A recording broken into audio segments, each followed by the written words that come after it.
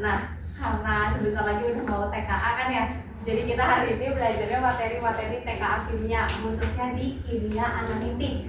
Nah, kimia analitik itu kita belajar nih tentang yang ini konsentrasi dan daya tahan listrik, terus larutan asam dan basa, terus teori asam basa, sifat koligatif larutan, sama kelarutan dan hasil kali kelarutan. Ini kalian udah pada belajar belum kalau di sekolah tentang ini materi yang ini? Udah, asam basa udah ya, mungkin kelas 11. Terus kalau yang hasil kali kelarutan udah belum? Oh, yang nomor 4 baru belajar sifat koligatif. Kalau yang ini kelarutan? Udah ya, oke. Nah, sebelumnya kakak kayaknya baru pertama kali ya masuk kelas ini ya. Baru pertama kali masuk kelas 12. Nah, sebelumnya kenalin dulu nama kakak, Kak Yuni gitu. Kakak di sini kalau di SMA kakak paling ngajar kimia gitu biasanya. Gitu ya.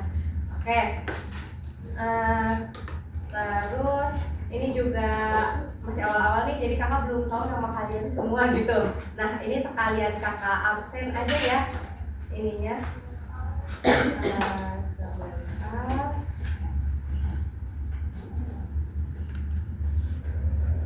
Kamu yang dari kamu dulu deh, siapa namanya? Siapa? Ini belum ada. Hah? Iya ada. Oh, oke. Kalau kamu? Farhan. Oke. Kamu? Oh ya. Ini ya. Rael ya. Oke. Tiara ya. Kakak apa Tiara? Oke, Tiara. Terus? Aduh. Kakak lupa. Siapa namanya nggak ada ya? Oh, ini siapa? Kok kakak lupa tiba-tiba? Oh, Aurel. Aurel. Terus kamu? Hana. Raihana bukan? Iya. Oh iya. Kamu? Pusna. Pusna.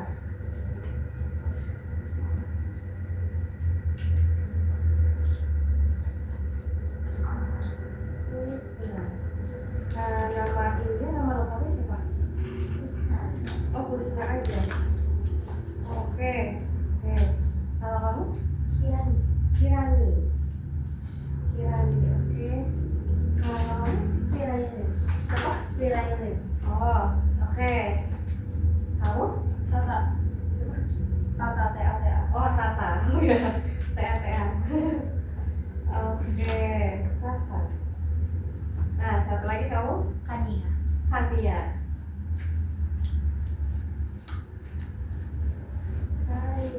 Oke, sama yang terakhir ya. Kamu? Siapa? Lutfi. Oke.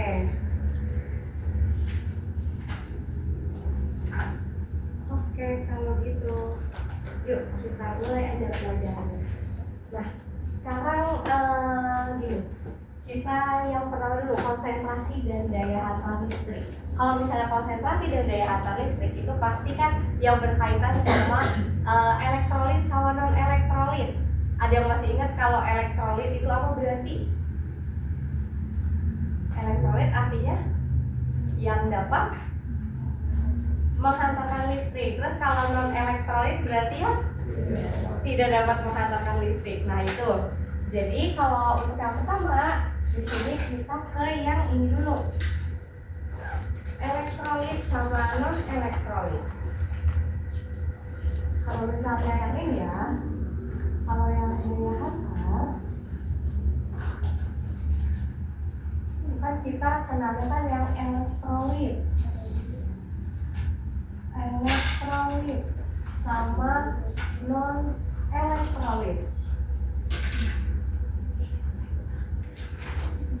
Oke, kalau misalnya yang elektrolit, kalian tahu yang lambangnya kayak gini itu apa? Tahu nggak? Alfa, ya dia itu nunjukin apa tuh? Ada yang ingat nggak? Dia nunjukin derajat disosiasi, betul. Derajat ionisasi. Nah, ini tuh adalah derajat ionisasi ya, derajat ionisasi. Nah, kalau misalnya elektrolit berarti dia punya derajat ionisasinya berapa? Ada tahu nggak? Satu, betul. Kalau elektrolit itu 1. Nah, abis itu kalau non elektrolit berarti derajat disosiasinya berapa? Derajat ionisasinya berapa? Ada tahu nggak? Oke, kalau misalnya yang ini non elektrolit itu dia derajat disosiasinya nilainya itu di antara 0 sampai dengan 1.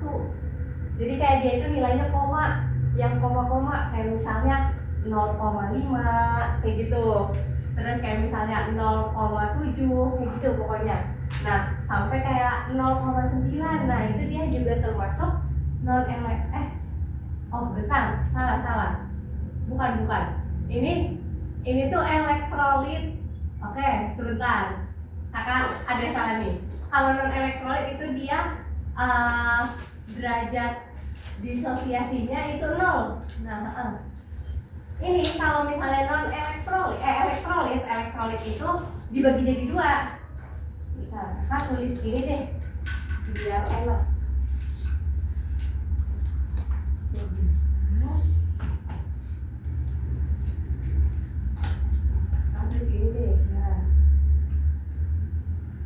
Di sini elektrolit itu dibagi jadi 2, ada yang kuat, ada yang lemah. Nah, mungkin kalian masih ingat ya, kuat sama lemah.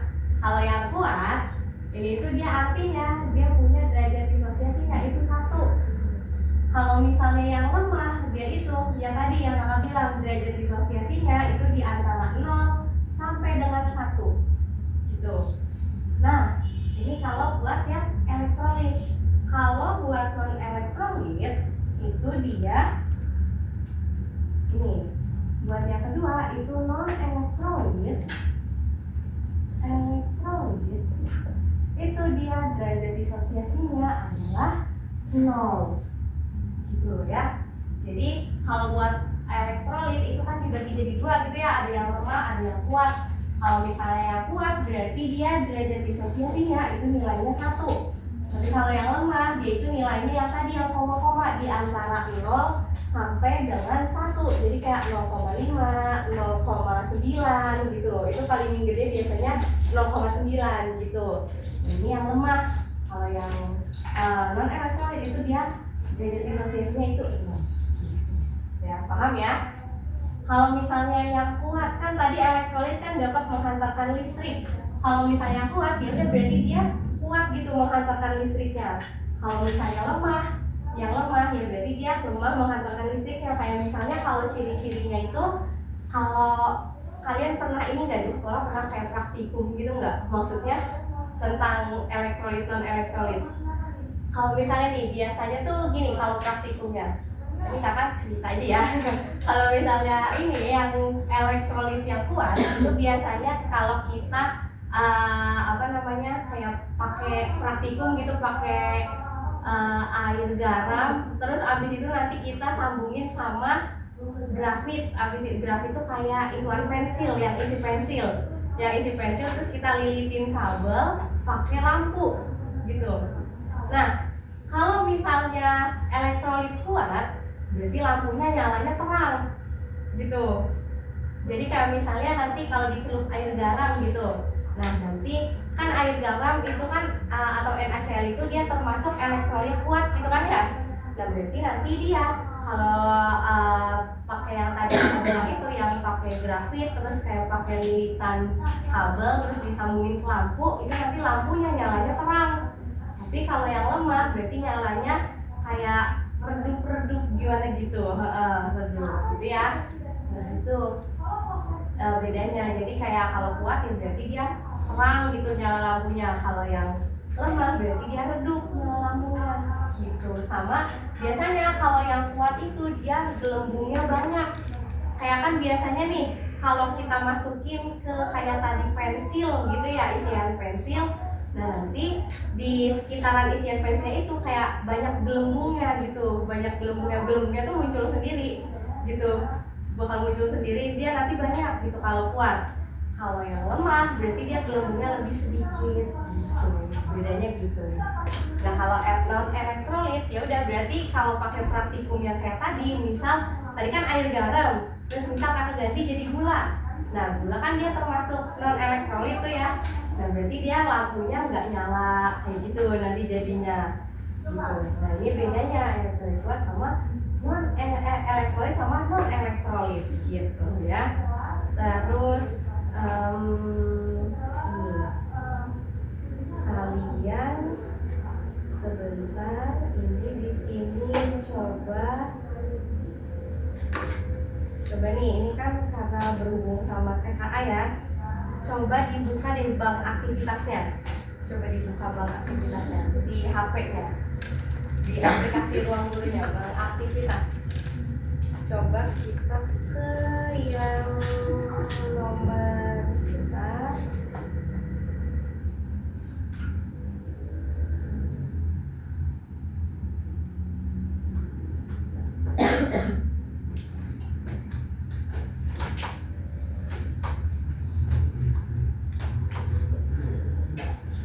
Coba dibuka bank aktivitasnya, bisa nggak?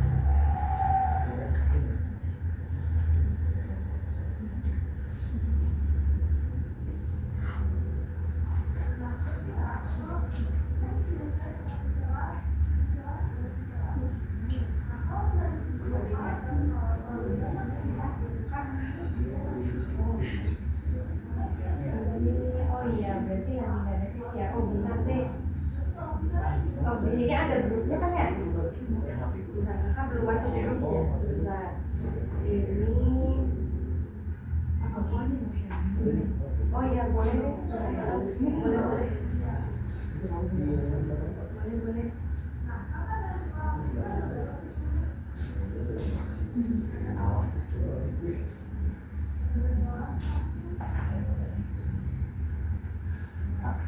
Ya. Oh belum ada ya? Oke nanti di share nih sama Tiara di grup ya. Di grup ini ada kan? Ada grupnya kan?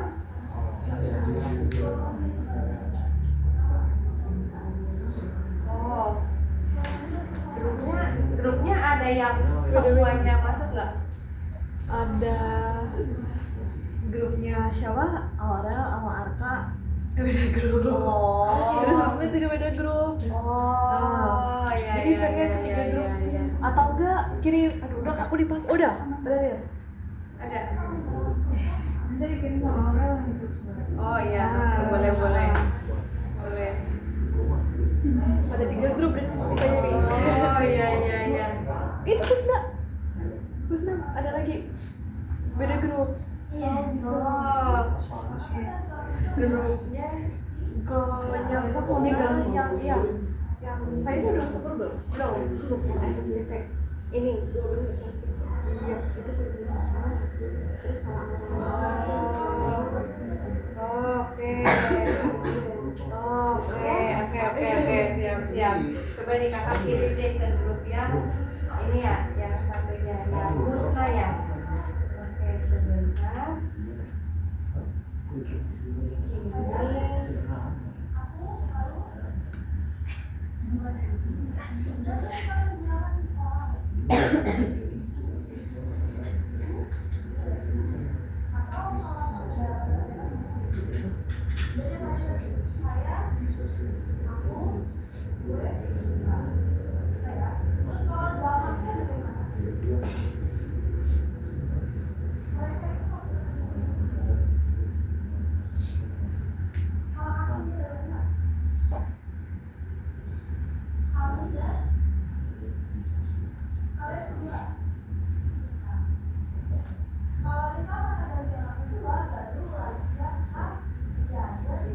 Oke.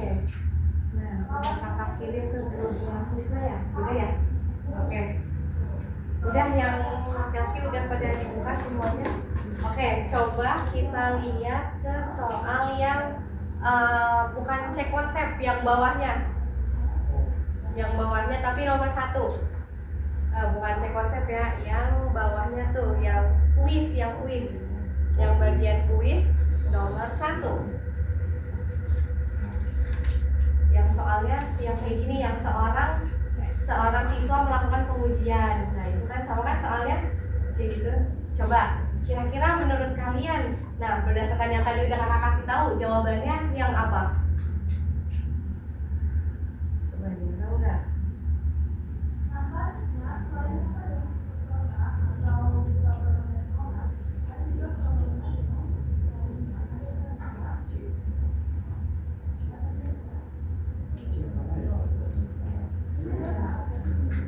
Apa?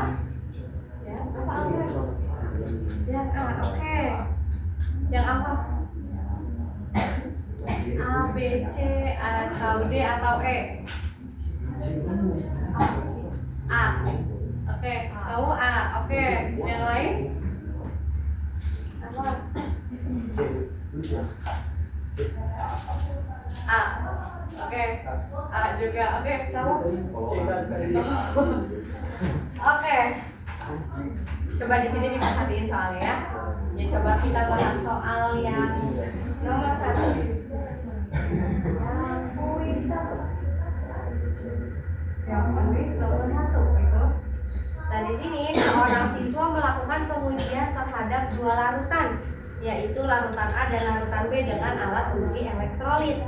Nah, lampu alat uji menyala ketika menguji larutan A, sedangkan ketika larutan B diuji tidak menyala, tetapi ada gelembung-gelembung gas pada elektrodanya. Dari pengamatan tersebut dapat disimpulkan bahwa tadi kebanyakan pada jawab yang A ya. Oke, sebenarnya jawaban yang benar yaitu yang C, betul. Jawabannya yang C. Karena gini, kan katanya gini, larutan yang A, dia itu ini katanya menyala ketika, oke, misal larutan A itu nyala deh, gitu ya. Terus larutan B itu katanya mati, lampunya tuh mati, tapi dia ada gelembungnya, tapi ada sedikit gelembung.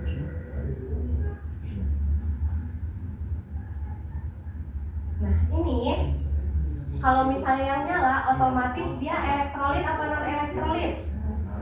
Elektrolit, betul. Kalau yang nyala, yang ini yang A itu udah otomatis dia elektrolit. Nah, elektrolit kuat atau lemah kalau yang nyala? Kuat, betul. Nah, kalau yang B dia mati, tapi ternyata ada sedikit gelembung. Kalau ada sedikit gelembung, berarti dia juga elektrolit tapi lemah. Nah, gitu. Dia elektrolit tapi lemah, gitu. Makanya di situ jawabannya yang C. Jadi gini, kalau yang C itu jumlah ion pada larutan A lebih banyak daripada jumlah ion pada larutan B. Karena kan larutan A kalau nyala itu berarti gelembung itu kayak ibaratnya ionnya gitu. Jadi kan ini ada sedikit gelembung, berarti dia di sininya sedikit ion gitu. Dia aslinya di sini sedikit ion gitu. Kalau ada sedikit gelembung. Nah, kalau yang nyala berarti dia aslinya itu banyak gelembung.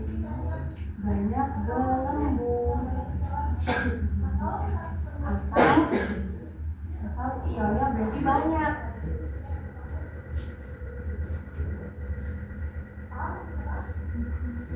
Nah gitu. Ini ya, jadi yang satu elektrolit kuat,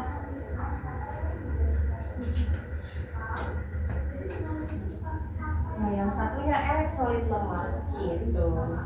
Paham ya? Paham? Ada yang mau ditanya enggak? Paham ya? Oke, kalau misalnya sekarang coba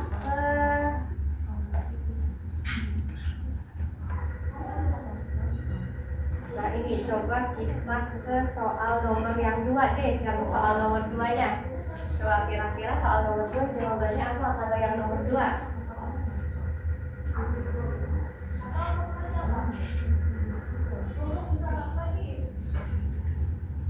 Kuis yang bagian kuis yang nomor 2 nya jawabannya apa ya kira-kira? Nomor 2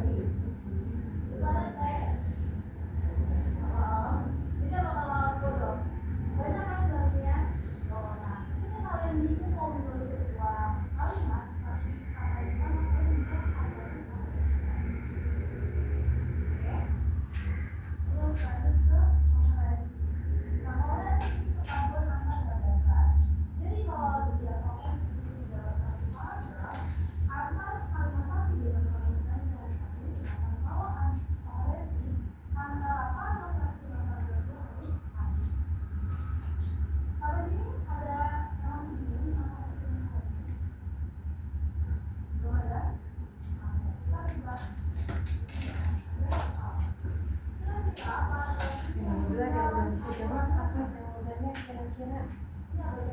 Oke, nomor 2.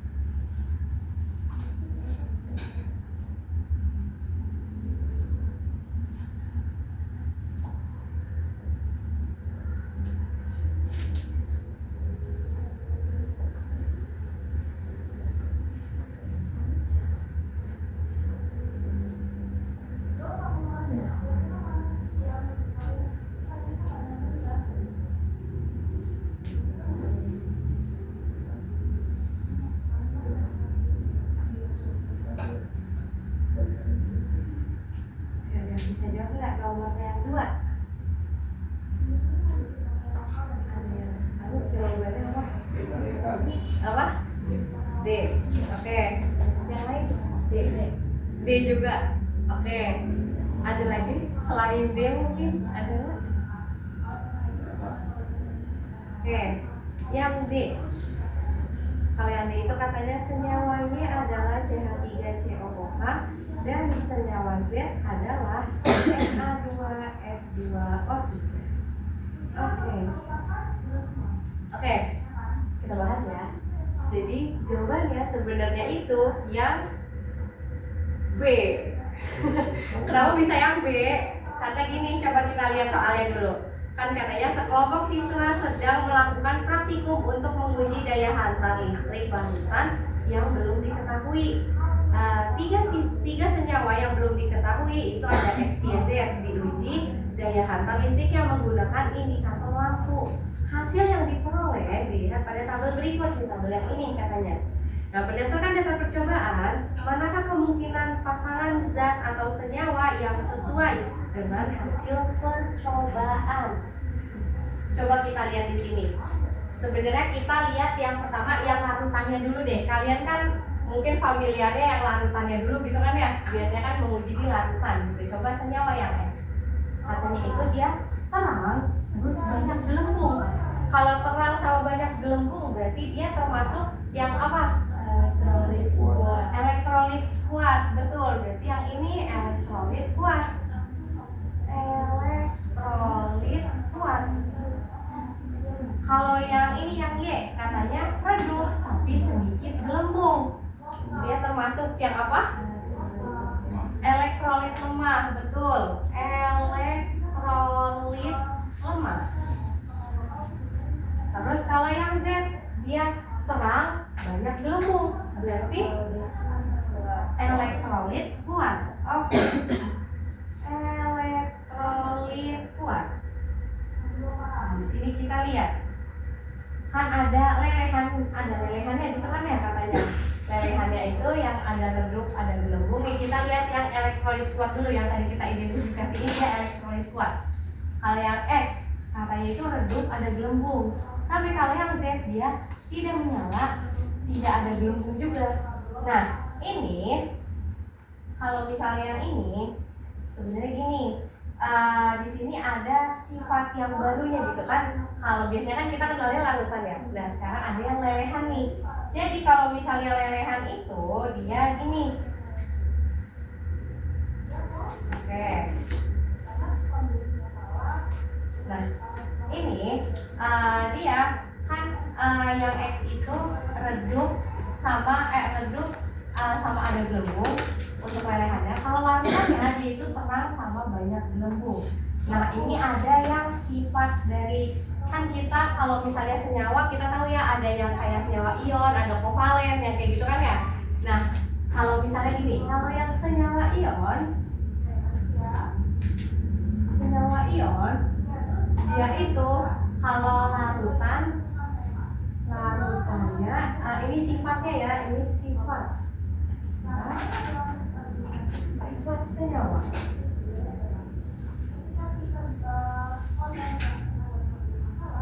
Sifat kalau misalnya senyawa ion. Nah, dia itu sifatnya itu ada kalau larutan dapat menghantarkan listrik.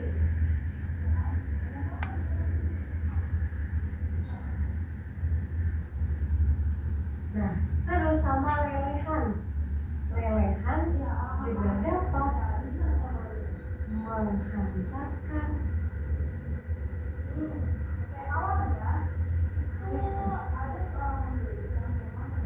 Nah ini, kalau senyawa ion itu larutannya dapat menghantarkan listrik. Nah, sama ada lelehan tuh kayak ya kalau misalnya kalian tahu lah ya meleleh gitu kan ya. Jadi kayak dia itu nggak bentuk larutan, tapi dia itu hampir menjadi larutan gitu kan ya. Jadi kalau misalnya senyawa ion dua-duanya itu dapat menghantarkan listrik gitu. Nah tapi kalau misalnya ada lagi yang senyawa kovalen,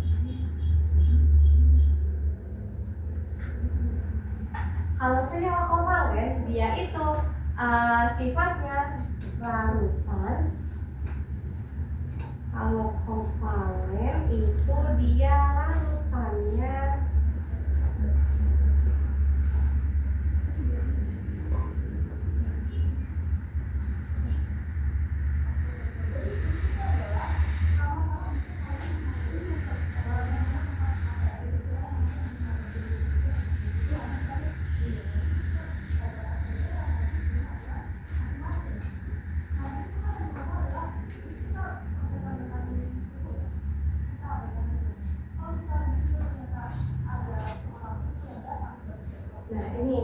sifatnya ada yang kayak gini. Jadi kalau misalnya senyawa ion, dua-duanya nih dapat menghantarkan listrik. Tapi maksudnya larutan sama lelehan gitu ya. Nah, tapi kalau senyawa kovalen dia itu cuma larutannya doang yang bisa menghantarkan listrik. Lelehannya itu enggak. Gitu. Nah, berarti kalau misalnya ini secara identifikasi elektrolit kuat sama elektrolit lemah yang ini benar. Tapi kalau misalnya di soal yang itu kan kita butuh ininya ya, senyawanya itu apa gitu kan, ada yang Na2, S2, O3 apa-apa gitu kan ya. Nah itu kita perlu identifikasiin mana senyawa ion, mana senyawa kovalen gitu. Nah kalau misalnya yang X berarti ini apa namanya maksud dari dapat menghantarkan listrik itu sama kayak larutan sifatnya. Jadi kalau misalnya dia nyala lampunya, terus dia nyala lampunya berarti dia termasuk yang dapat menghantarkan listrik gitu, yang lelehan juga. Jadi kayak sama kayak larutan gitu sifatnya.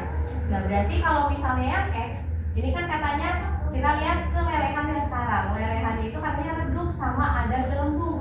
Berarti dia dapat menghantarkan listrik atau enggak? Yang ini dapat menghantarkan listrik atau enggak kalau yang X? Iya, dapat menghantarkan listrik tapi lemah gitu. Jadi dia termasuknya jadi di sininya kuat larutannya tapi di sininya lemah gitu. Nah, kalau misalnya yang lemah sama yang kuat, berarti dia itu termasuk masih dapat menghantarkan listrik. Makanya dia yang X-nya itu bisa kita identifikasiin sebagai senyawa. Berarti kan oke, berarti gini deh. Ini kan gini aja. Kalau yang dapat menghantarkan listrik kakak tulis plus gitu aja ya. Yang ini bisa ya.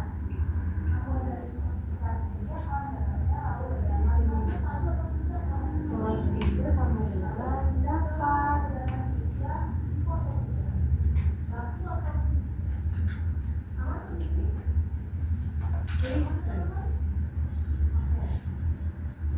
Nah, yang plus itu dapat menghantarkan listrik. Nah berarti yang ini kan juga dapat menghantarkan listrik gitu kan ya. Nah berarti kalau dua-duanya dapat menghantarkan listrik, dia termasuk senyawa ion atau senyawa kovalen? Ion. Berarti yang ini ion gitu ya. Nah sekarang oke, yang X berarti ion. Kalau misalnya yang Y di sini lelehannya dia tidak menyala, terus nggak ada gelembungnya, berarti dia termasuk tidak dapat menghantarkan listrik atau tidak? Tidak, berarti kan negatif ya. Terus di sininya positif gitu kan, yang ini positif, tapi yang ini negatif. Nah berarti dia itu ion atau kovalen? Kovalen gitu. Kalau yang Z berarti apa nih? Yang Z kan katanya lelehannya tidak menyala dan tidak ada gelembung, berarti dia tidak dapat menghantarkan listrik kan ya? Yang ininya dapat menghantarkan listrik yang di sininya. Nah berarti dia juga termasuk senyawa ion atau kovalen? Kovalen gitu. Kovalen.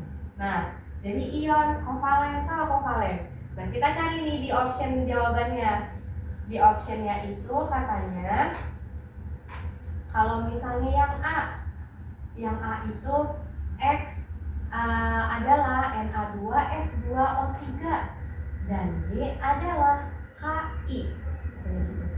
Nah, ini di sini kalau misalnya ini kita kayak balik lagi ke materi yang depan-depan tuh, yang materi apa namanya atom-atom yang kayak gitu kan, apa namanya buat ngidentifikasiin dia itu senyawa ion atau kovalen gitu yang ini ya. Nah tapi ini kita lihat aja di sini kalau misalnya senyawa ion berarti kan dia yang kayak dapat membentuk ion, maksudnya yang kayak misal HCl itu kan ada H plus sama Cl min gitu kan ya. Nah itu kalau ada H plus sama Cl min kayak gitu, itu berarti dia ion kayak gitu. Nah coba kalau misalnya di sini Na2 coba kalau yang Na2S2O3. Nah, kalau yang kayak gini, Na2S2O3, biasanya tuh ya, kalau yang kayak ininya panjang gitu, kayak misalnya, ya kayak gini nih, panjang maksudnya ada terdiri dari beberapa unsur. Nah, ini biasanya dia itu adalah kovalen, gitu. Yang ini biasanya kebanyakan kalau yang panjang kayak gini, itu dia kovalen mesti senyawanya, gitu. Gitu ya. Terus kalau misalnya yang ini tadi katanya ada KI itu dia termasuk ion atau kovalen? Kalau KI ada yang tahu nggak dia termasuk ion atau kovalen? Kalau yang KI ion, betul. Kenapa ion? Karena gini kan ada KI gitu kan ya. Nah dia itu kan terbentuk dari K plus ditambah I min gitu. Biasanya nih kalau misalnya I, kalau kalian lihat di tabel periodik itu kan dia di sini itu adalah golongan 7 ya, golongan 7A. ya kan, golongan 7A gitu kan ya. Nah yang golongan 7A atau golongan halida sebutannya. Kalau golongan halida itu dia biasanya kebentuknya itu I min, terus kayak F min, abis itu apa namanya, kan I terus apa CL min kayak gitu. Nah CL juga termasuk kan ya. Nah ini yang golongan 7A itu biasanya ada min-minnya gini. Kalau misalnya ada dari yang golongan 7A itu dia udah mesti senyawanya itu adalah ion gitu. Gitu ya. Paham? Paham ya? Nah, itu dia kalau misalnya ion. Nah, sekarang oke. Tadi kan yang ini kovalen, yang ini ion. Katanya kalau yang A, X-nya itu adalah ion kan ya. Nah, katanya X-nya itu yang ini. Berarti yang option A itu salah. Itu udah pasti salah. Ya udah, nggak usah kita lanjutin. Kita lanjut ke yang B-nya. Kalau yang B itu katanya sebentar.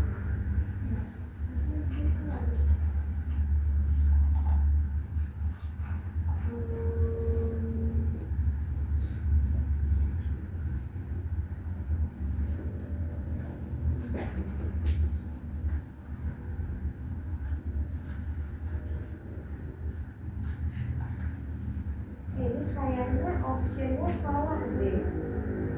Iya, kayaknya ada yang salah deh ini. Sebenarnya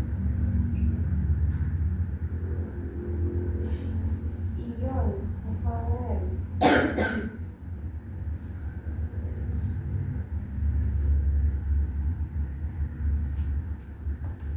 Coba benar-benar ini berarti kayaknya. Nah, coba ya, kakak ini dulu, cek dulu. Dia ini ya. Sebentar.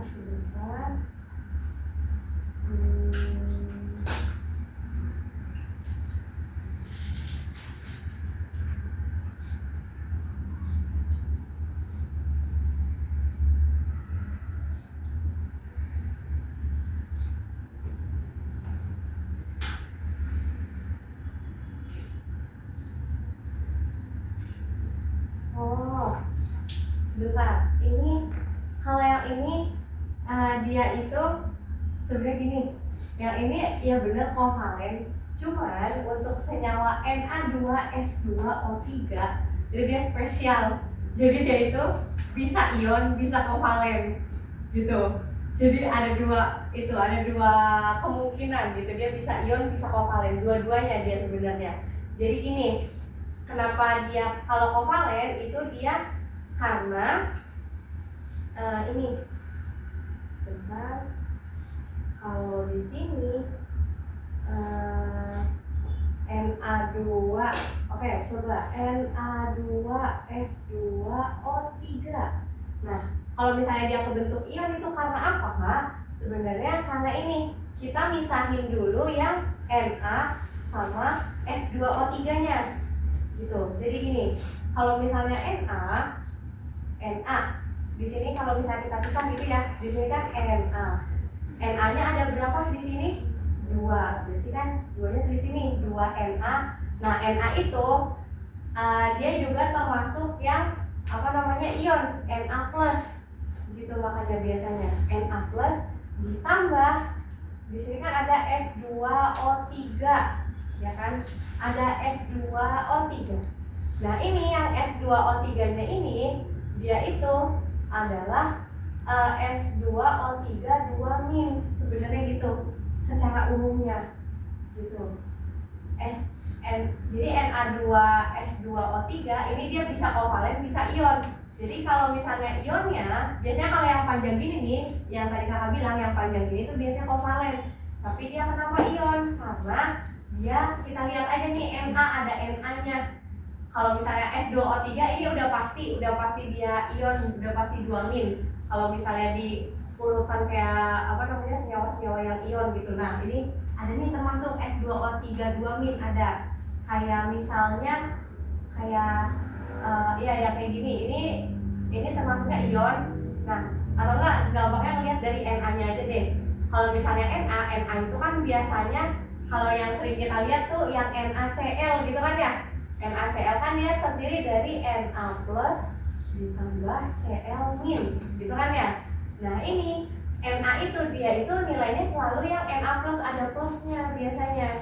Nah jadi kalau misalnya kalian nemu yang senyawa rentetan panjang kayak gini, urutan yang panjang kayak gini, terus ada Na-nya, dia ada kemungkinan senyawa ion juga gitu. Jadi dia selain kovalen dia termasuk senyawa ion. Kan kalau senyawa ion itu kan dia yang kayak apa namanya mentransfer ion gitu kan ya, mentransfer elektron gitu kan ya. Kalau pengertian dari senyawa ion. Kalau kovalen dia itu kan kayak penggunaan bersama gitu kan ya sebenarnya. Penggunaan bersama elektron gitu. Nah, jadinya kalau untuk senyawa Na2S2O3 dia itu bisa kovalen tapi bisa juga ion gitu. Jadi ada dua kayak dua kemungkinan gitu. Dia bisa terbentuk kovalen. Kovalennya itu karena dia ada elektron yang dipakai bersama untuk menyatu nih, ada elektron yang dipakai bersama. Tapi ada juga ionnya itu dari yang ini. Kayak Na, ada Na-nya nih. Ada Na-nya, Na itu identik dengan Na plus gitu, Na plus, makanya dia kebentuknya jadi kayak gini gitu. Na2S2O3 itu dia terdiri dari 2 Na plus. Ini duanya kakak taruh sini kenapa? Karena biasanya gak mungkin kan duanya taruh sini, karena biasanya Na-nya itu, Na itu nilainya 1 sebenarnya, Na plus aja gitu.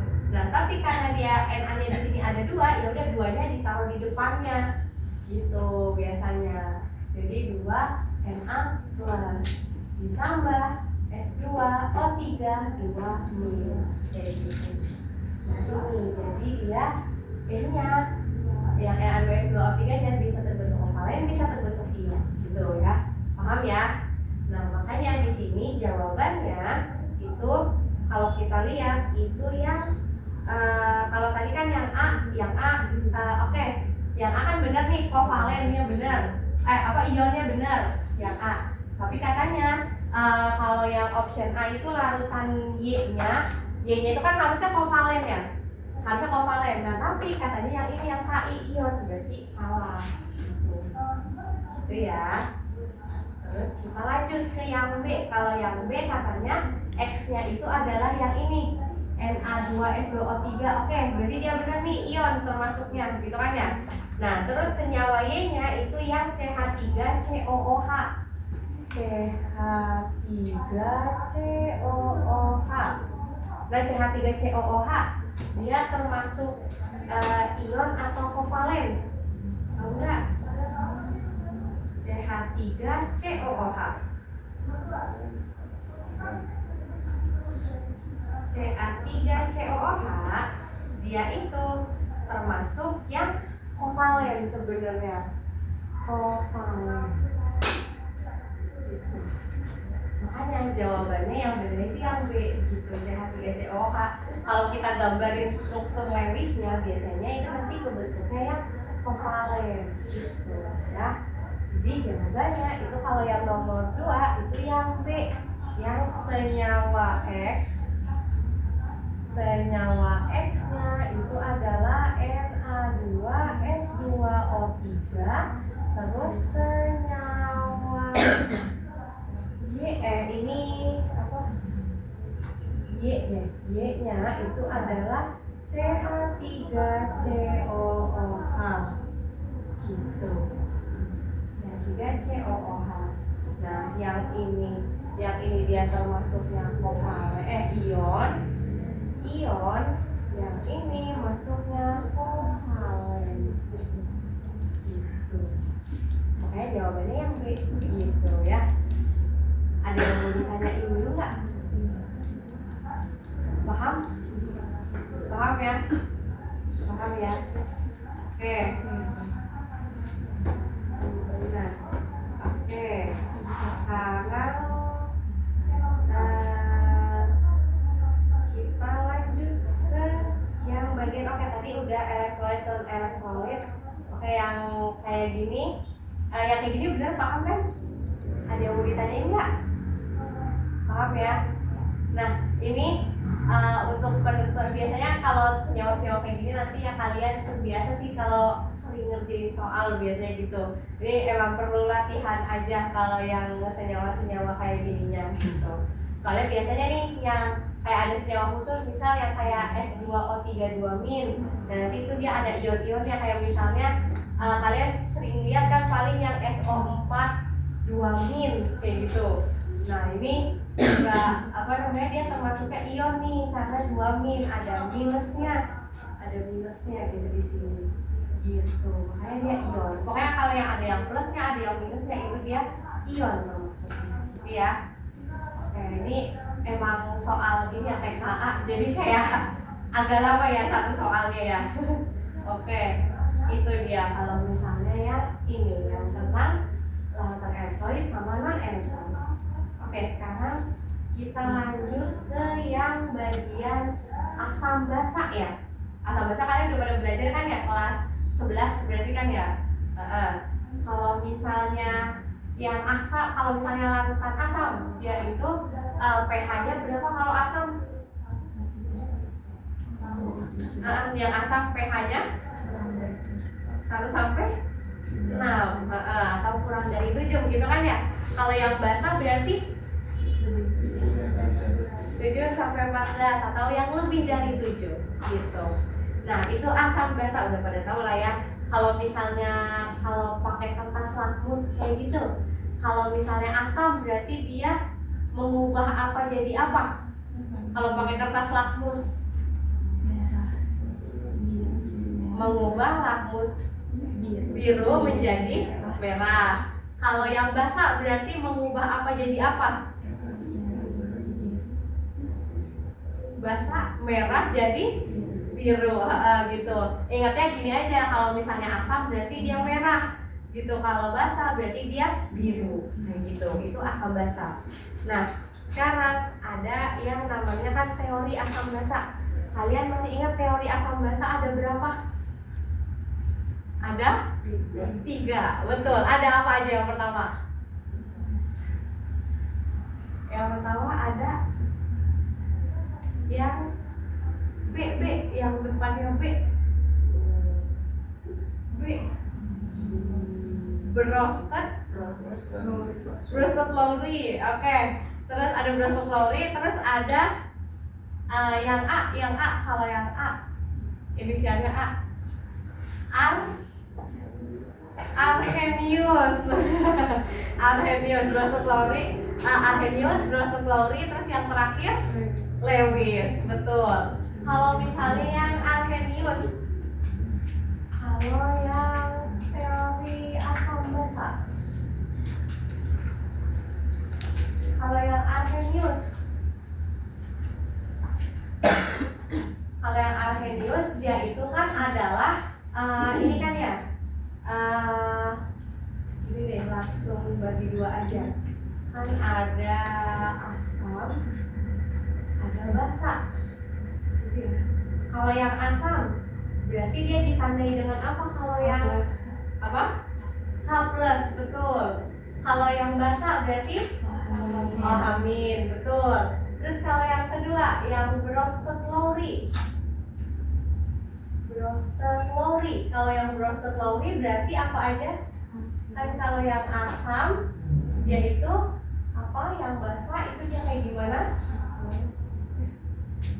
Brosted Lowry yang asam yaitu yang ada transfernya tuh, ya kan? Kalau asam dia itu ini mendonor proton, ya enggak? Yang mendonor proton itu biasanya yang ada H-nya gitu, maksudnya dia mendonor H gitu biasanya. Nah, yang basa berarti akseptor proton. Kalau akseptor dia itu kayak menerima sebenarnya, itu menerima proton atau menerima H+ biasanya gitu ya. Kalau yang Brosted Lowry. Sekarang yang terakhir yang Lewis. Kalau yang Lewis kayak gimana, masih ingat nggak? Asam basa. Asam apa? Basa apa? Kalau yang berosot, yang lewis. Kalau yang lewis, yaitu yang ini. Yang asam itu berarti dia yang membebaskan elektron. Oke. Atau gini, dia itu akseptor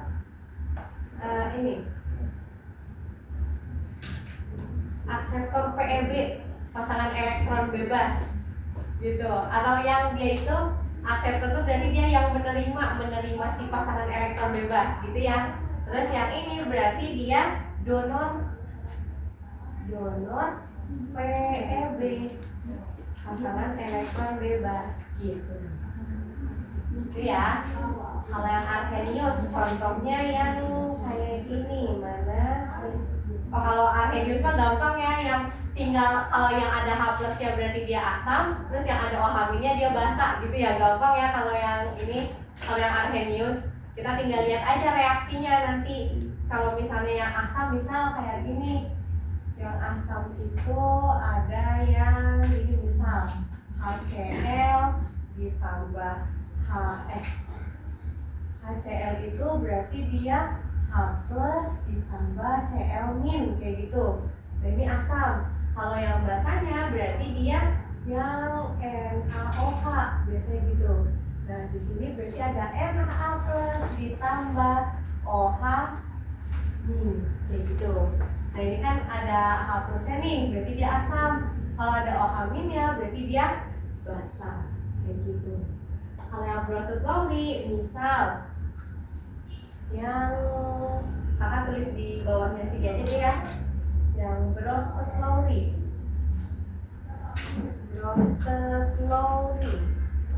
misal kakak punya reaksi gini, NH3 ditambah H2O, itu dia reaksinya bolak-balik menjadi NH4 plus ditambah OH min. Nah, kayak gini. Waduh. Nah, kalau misalnya reaksinya kayak gini, kalian kelihatan kan kakak tulis di sini? Kelihatan ya? Oke, yang Bronsted Lowry nih di sini. Kan kalau tadi kalau arrhenius mah gampang ya, tinggal lihat aja yang ada H plusnya asam, berarti yang ada OH minnya basa.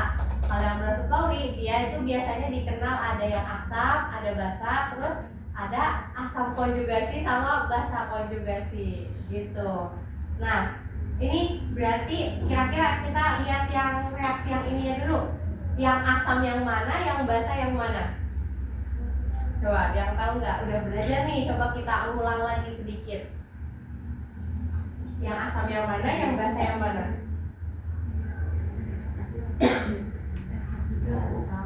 NH3 asam, terus H2O basa. Oke, betul, kayak gitu. Kan kita lihat dari transfer si H-nya ya, transfer H-nya. Dia kan awalnya NH3, tapi di hasilnya ternyata dia NH4. Berarti kan otomatis yang ini pindah ke sini gitu kan ya, hanya pindah ke sini. Berarti kita lihat tadi kalau yang mendonor proton, yang mendonor H, berarti yang H2O nya ini adalah asam. Nah, asam gitu ya. Kan dia yang mendonor tuh maksudnya yang ngasih gitu ya, yang ngasih H-nya. Yang ngasih H-nya dia itu adalah asam gitu. Nah, kan berarti gini aja, gampangnya kita lihat dari yang tadi ya yang kakak jelasin, kakak ulang lagi deh. Jadi di sini kan ada NH3. Terus di akhirnya, produk akhirnya itu adalah NH4. Nah, kita lihat kan NH-nya awalnya 3, terus nambahkan 1 jadi 4. Berarti harus ada dong yang ditransfer dari yang senyawa yang lainnya, gitu kan ya? Berarti yang ditransfer dari senyawa lainnya kita ambil dari yang sebelahnya banget. Sebelahnya banget itu kan ada H2O. Ya udah, berarti salah satu H-nya itu dia pindah ke sini. Gitu, salah satu H-nya pindah ke sini. Makanya nanti hasil akhirnya jadi 4. Nah, yang ngasih H-nya itu dia namanya asam. Berarti sebaliknya. Berarti kalau yang sini asam, berarti yang sini basa. Nah, gitu. Itu paham ya? Nah, sekarang kita ke yang sini. Kita yang ke yang sini, berarti kan reaksinya awalnya dari sini, nanti hasilnya di sini, gitu kita lihatnya. Nah, berarti kita lihat di sini NH4. Awalnya NH4. Tapi setelah ke sana, itu dia NH3.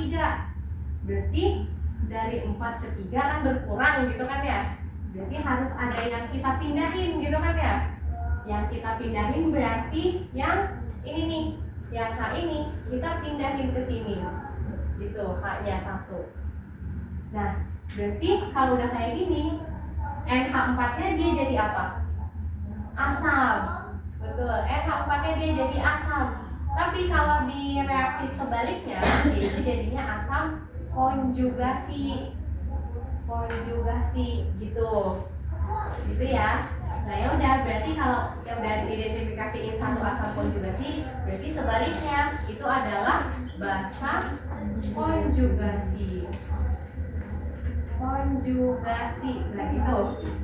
Gini ya. Jadi kalau misalnya kita identifikasiin salah satunya dulu aja gitu. Kalau misalnya yang kita identifikasiin dari yang transfer, yang nge-transfer siapa, maksudnya yang ngasih gitu, yang ngasih siapa. Kalau yang ngasih berarti dia jadi asam, yang menerima dia jadi basa, itu kebalikannya. Nah, kita lihatnya kan ini reaksinya kalau kayak gini artinya dia bolak-balik gitu kan ya.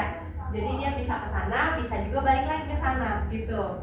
Nah, ya udah, kalau misalnya yang transfer ke sana berarti dia jadi asam yang transfernya itu, terus yang menerimanya jadi basa. Nah, ini juga sama, berlaku juga gitu. Tapi untuk yang reaksi sebelah sana, yang sebelah kiri, yang berarti sebelah kiri itu dia harus ditambahin konjugasinya juga gitu. Gak cuma asam doang, gak cuma basa doang gitu ya, tapi harus ada konjugasinya gitu ya. Paham ya? Oke. Nah, sekarang coba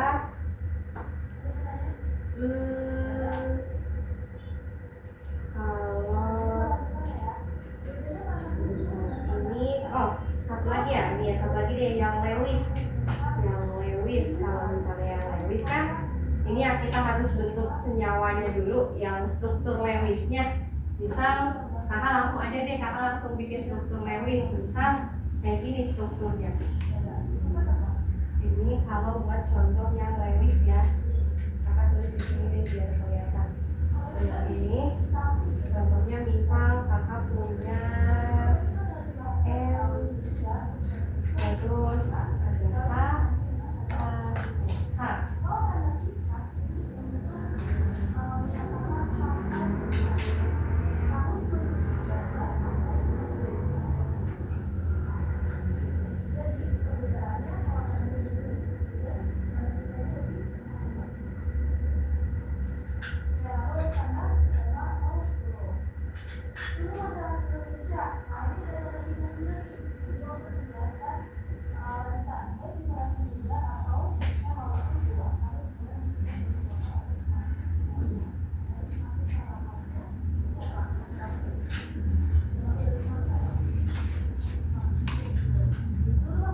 Langsung aja contohin yang ininya dulu ya. Nah, jadi gini, kalau misalnya yang ini, nah sebenarnya nanti kebentuknya itu jadi kayak gini.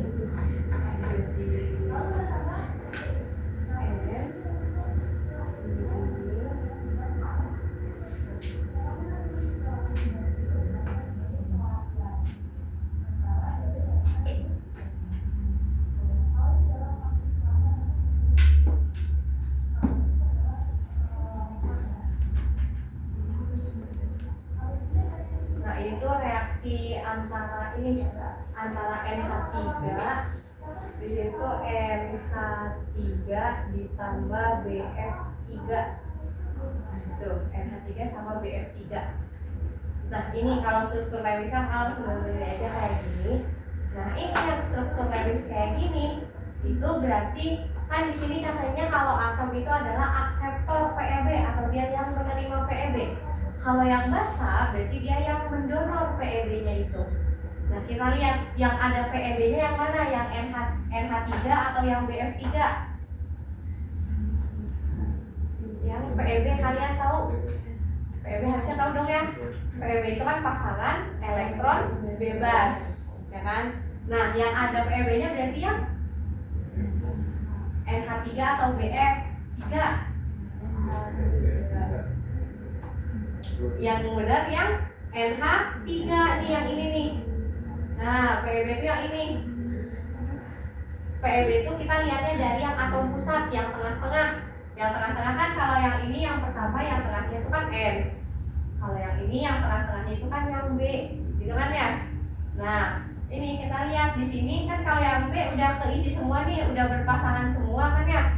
Kalau yang N ada yang enggak nih, ada yang dua enggak, gitu. Nah, berarti ini PEB-nya nih, ini PEB.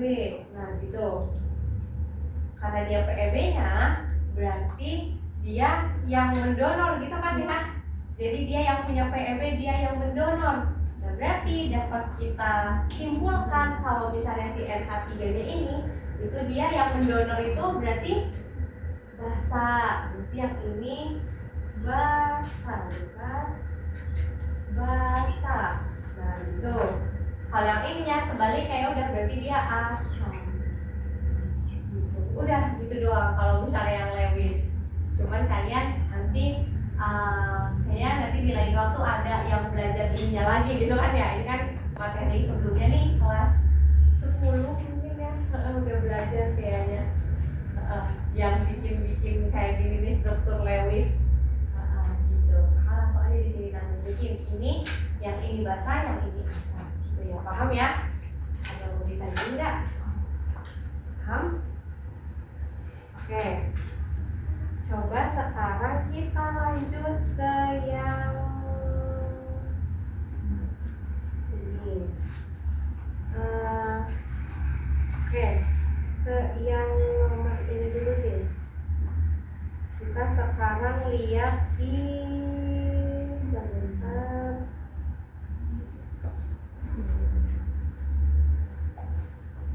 Coba sekarang kita lihat di, masih pada buka bank aktivitasnya kan? Masih pada buka. Yang itu yang PDF yang tadi. Nah, coba kita lihat di PDF yang tadi yang bagian cek konsep, yang bagian cek konsep.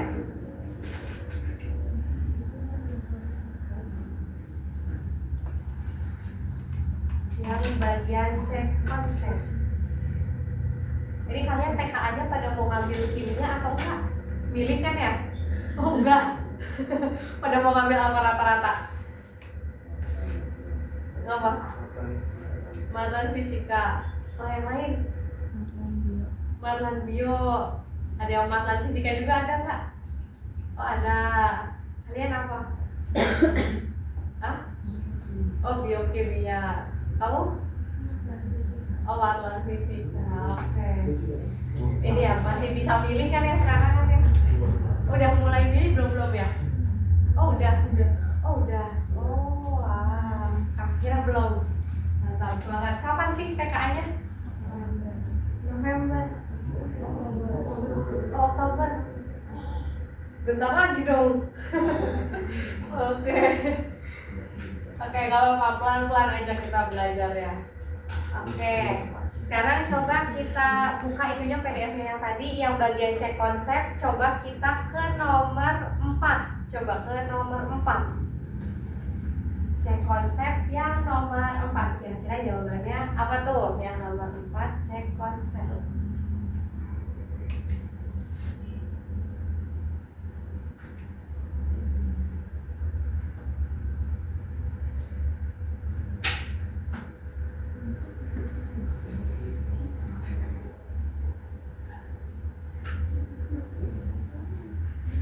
Iya.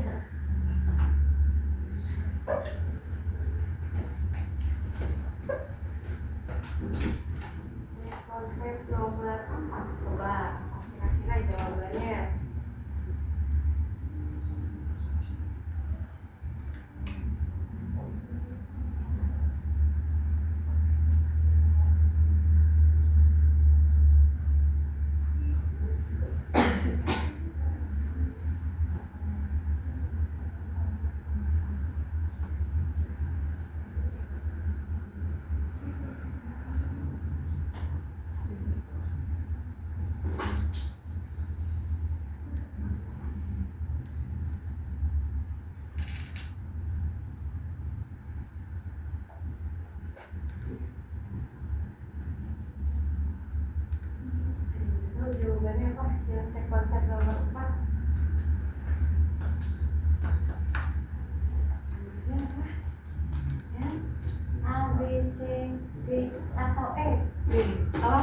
B. Yang lain? B. Oke, betul jawabannya yang B. Betul. Oke, yang ini udah boleh kakak hapus? Yang sebelah sini? Boleh kakak hapus ya? Betul, jawabannya yang B. Oke, udah paham ya berarti yang Brewster Lowry. Jadi kan di situ ada konsep. Ini yang nomor 2 ya? 4 salah. 4 di situ ada NO2 min tambah HCl dia bolak-balik terus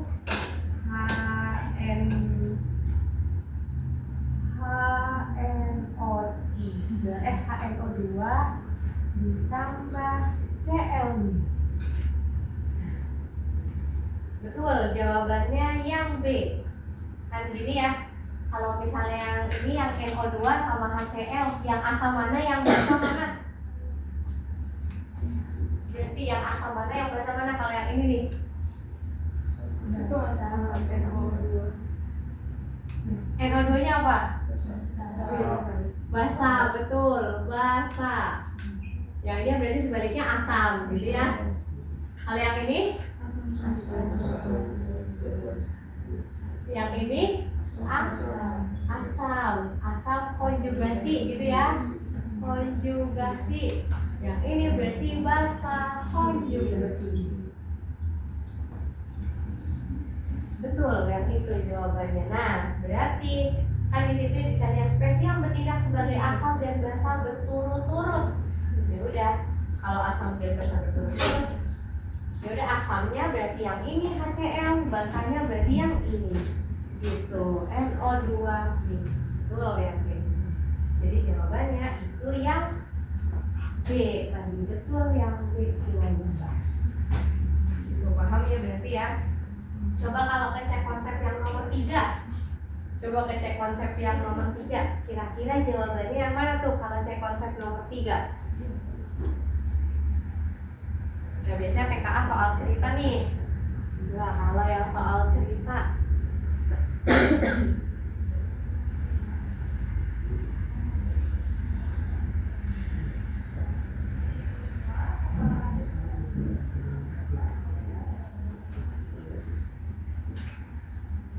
jawabannya yang mana? Yang A, B, atau C? Ini cuma 3 doang nih ya. Di sini tumbes banget nih, 3 doang.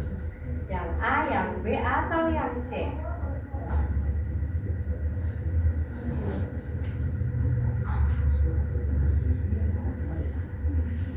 Nomor 3, karena aku baris ya dari sini.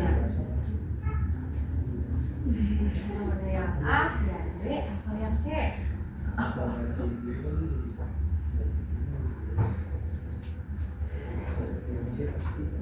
Nyangkut.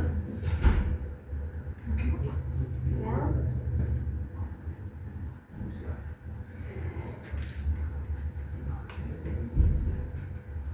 Ayo, A, B, atau C, 3 doang nih optionnya.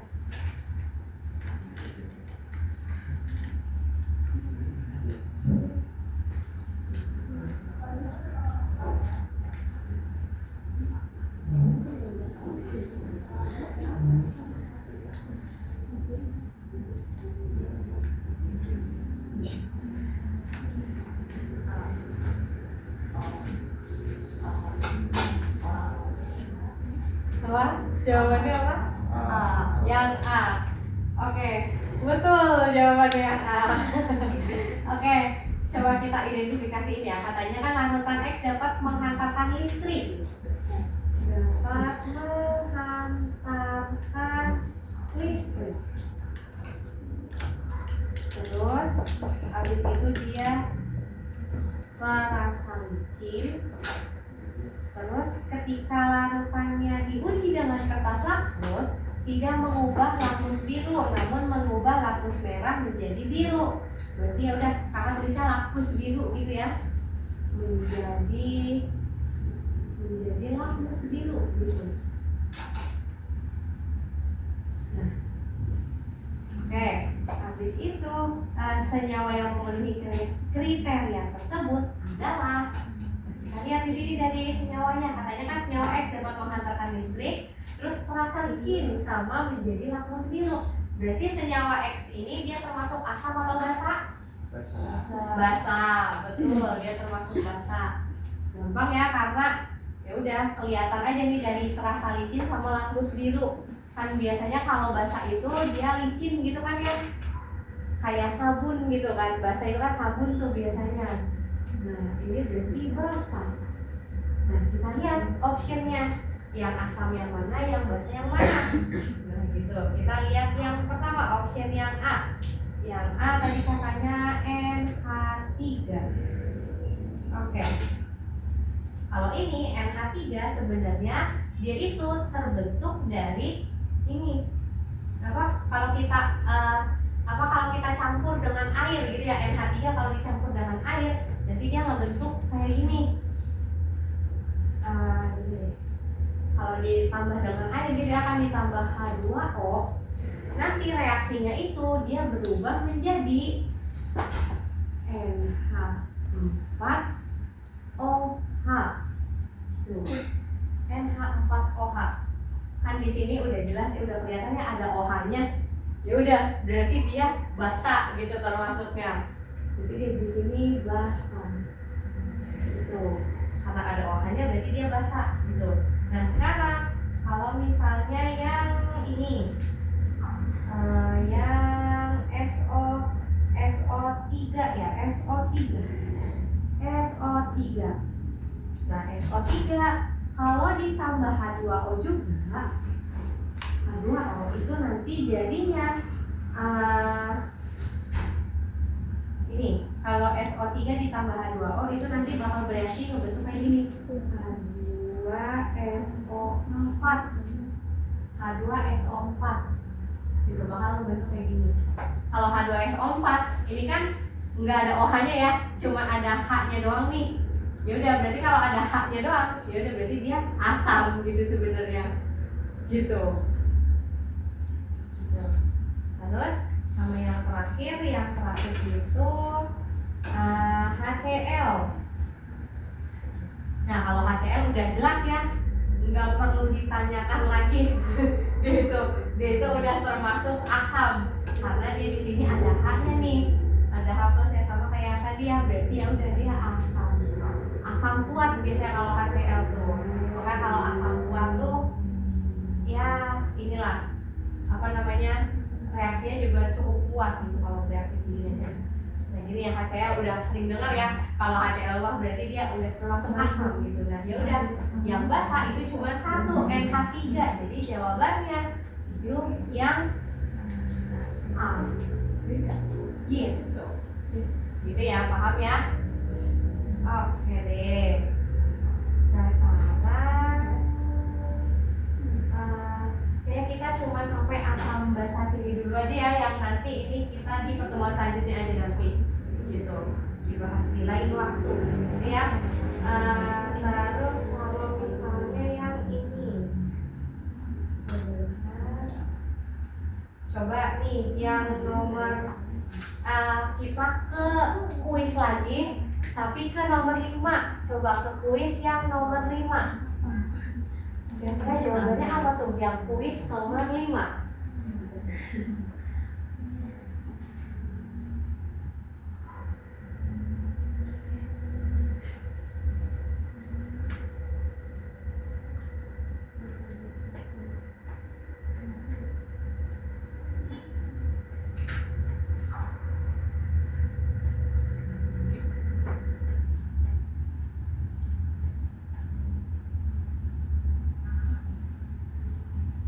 PKA soal cerita jadinya ya, ada ceritanya. Nah, kira-kira apa ya jawabannya yang ini nomor 5?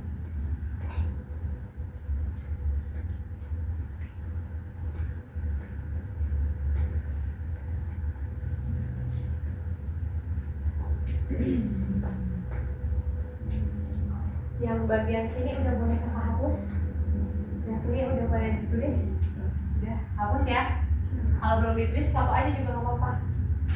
Hapus ya.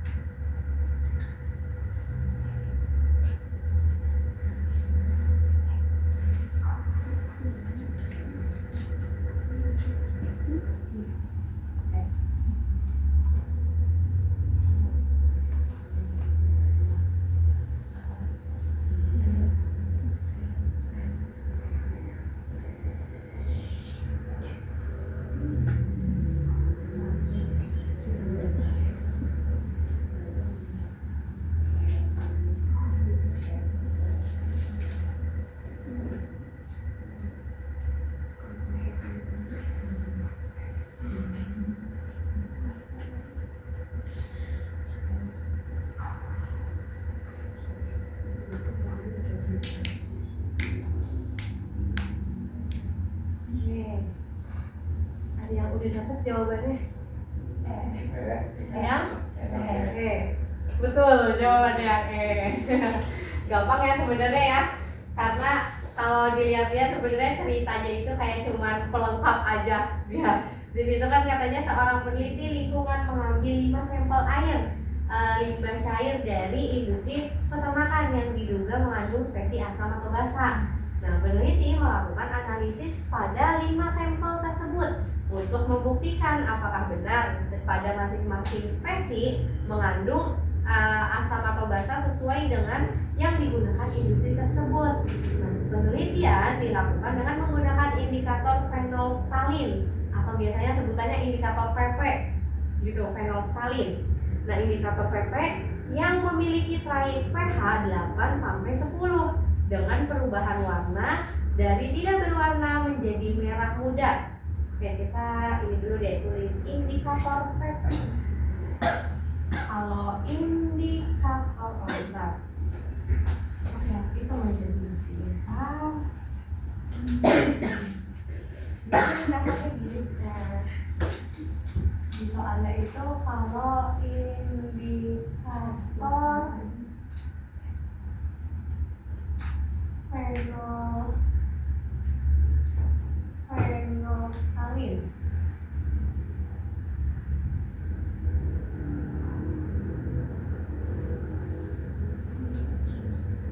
PP, beda indikator PP sebenarnya. Nah, itu dia pH-nya itu dari 8 sampai 10. Nah, kalau 8 sampai 10 berarti dia otomatis asam atau basa? Basa kan ya, basa. Nah, berarti kalau basa, nah terus dia di sininya kan katanya mengubah dari yang tidak berwarna, dari yang warna dari tidak berwarna menjadi merah muda. Berarti dia membentuk merah muda. Nah, berarti kalau yang basah nanti warnanya bakal merah muda, gitu kan ya? Nah, kita lihat dari senyawanya nih yang A. Yang A, HCl. Tadi HCl termasuk asam atau basa? Asam. Asam. Kalau yang H2SO3? Asam atau basa? Asam, betul. Karena dia ada H-nya nih ya. Ada H-nya yang ini. Nah, dia itu asam. Kalau BaOH? 2 basa, karena dia ada yang ininya nih OH-nya gitu ya. Yang ini basa. Kalau yang ini asam.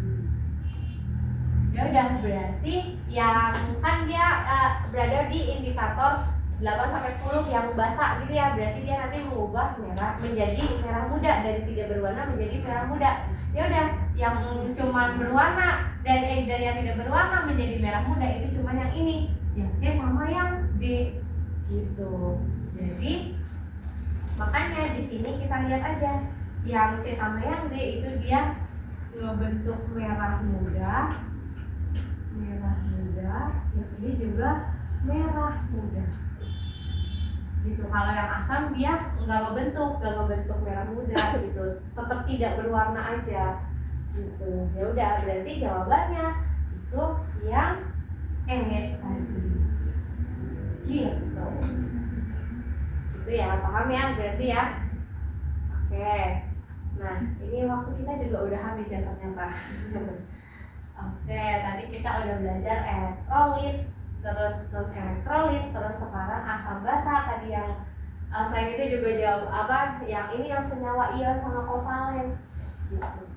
Tadi kalau misalnya yang elektrolit kuat, dia yang derajat ionisasinya berapa?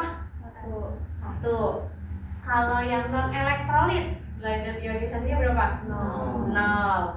Kalau yang elektrolit lemah berarti derajat ionisasinya 0,1 Oke, 0 sampai 1 atau biasa ininya kayak yang koma-koma, yang 0,5, 0,9 dan lain-lain. Oke, betul kayak gitu. Terus kalau yang teori asam basa tadi ada 3 yang ada Arrhenius, Bronsted Lowry sama Lewis. Kalau Lewis kita ingat aja yang kayak gambar ikatan-ikatan kayak gitu. Kalau yang Bronsted Lowry tadi gitu ya, yang asam. Kalau Bronsted Lowry asam itu berarti apa? Tandanya dia mendonor proton atau dia transfer transfer H-nya gitu, yang ngasih H. Nah, kalau yang basa berarti dia yang menerimanya gitu, menerima H-nya.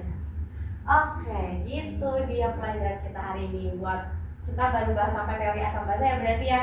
Buat yang selanjutnya, ini sebenarnya cuma koligatif sama hasil kali kelarutan. Yang kelarutan ini kita ngitung-ngitung sebenarnya, tapi ya kita bahas di lain waktu aja, gitu ya. Oke, gitu aja pelajaran dari kakak hari ini. Ada yang mau ditanyain dulu nggak? Nggak paham ya? Oke, semoga pada paham ya. Oke, ya udah gitu aja dari kakak. Kurang lebihnya dari kakak mohon maaf. Sekian, wassalamualaikum warahmatullahi wabarakatuh.